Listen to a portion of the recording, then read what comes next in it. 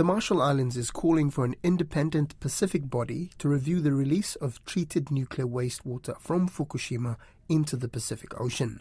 The president says it's important given the country's unique burden of radioactive contamination from United States nuclear bomb tests. Caleb Fotheringham was in the Marshall Islands and filed this report. In August last year, Japan began discharging contaminated water collected after the 2011 earthquake and tsunami that caused the Fukushima nuclear plant meltdown. The Marshall Islands is worried about the release. However, the nation's president, Hilda Heine, still joined other Pacific countries last month to recognise the views of the International Atomic Energy Authority, which says the water is safe. Marshall Islands didn't feel that we could change the decision that has been made by Forum, but we could at the same time express our opinion.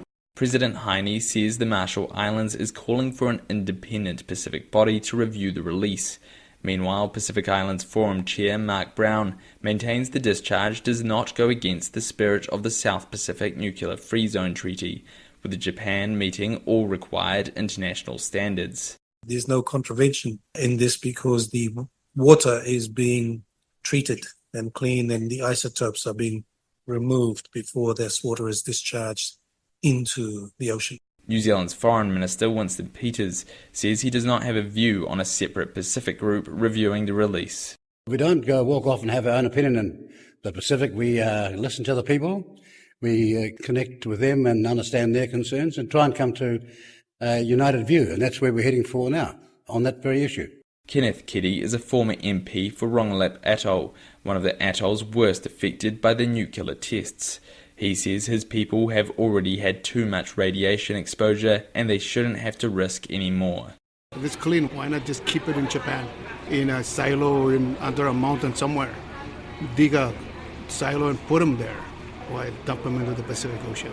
The radiation from US nuclear testing resulted in health problems that still persist in the Marshall Islands, like high rates of cancer. The United States has a special relationship with the Marshall Islands with the Compact of Free Association, which gives the US military access to the country in return for financial aid. Despite this, Mr. Keddy says the US has never apologized. We consider them as special and unique friends. We even refer to them sometimes as family members, bigger brothers and sisters. Apology cannot be granted. Just simply said, we made a mistake. He says if the US wants to make amends, it should clear the radiation off the atolls and pay the outstanding nuclear claims.